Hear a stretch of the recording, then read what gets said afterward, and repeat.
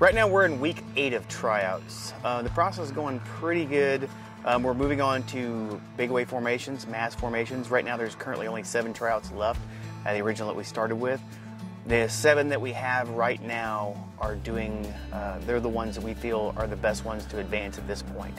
There still may be a possibility of a round of cuts later on based off of what we see, safety violations, personalities coming out and things like that. But as far as what we have right now, as far as where we are in our progression, what we have right now is the best that we can actually move forward with.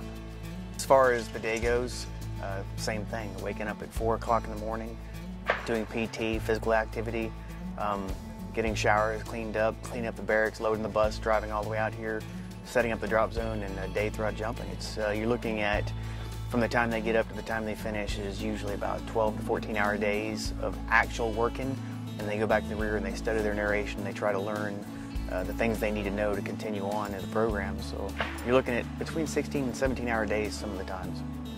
We're actually asking these individuals to land a parachute as soft and as safe as possible, and most people would think that that's not a big deal. Every time you jump a parachute, you wouldn't want to land it soft and safe as possible.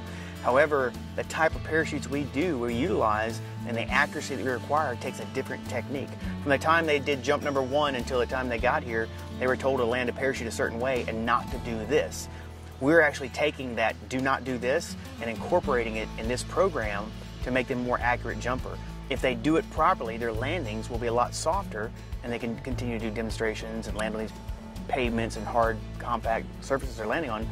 But if they don't do them properly, individuals could get hurt, and we can't afford to have anybody get hurt. So we stress greatly on the techniques that we utilize to land our parachute softly. The 3 things they should know before you come to the tryouts is the narration. They have to know the narration. If they don't, then they're basically starting behind the fire curtain. The more narration they know before they come here, the better off it's going to be for them, definitely. Skydiving skills. Not everybody is a natural born skydiver, but there are elements out there and things out there like wind tunnels and making jumps you can utilize to get yourself better. So it's very important to have a good base for free fall skills. And the other one is mental awareness, basically having the ability to be aware of their surroundings and to make decisions properly, because skydiving in general is a sport that could inherently have problems. If they have enough jumps, they have the ability to get in a situation and get themselves out of that situation with the proper techniques and the proper responses. Sometimes it's not the individual or it's not the scenario you're in that gets you hurt, it's actually a response to it that gets you hurt. And we need people that make split-second decisions, like the very last split-second decisions, that do the right thing.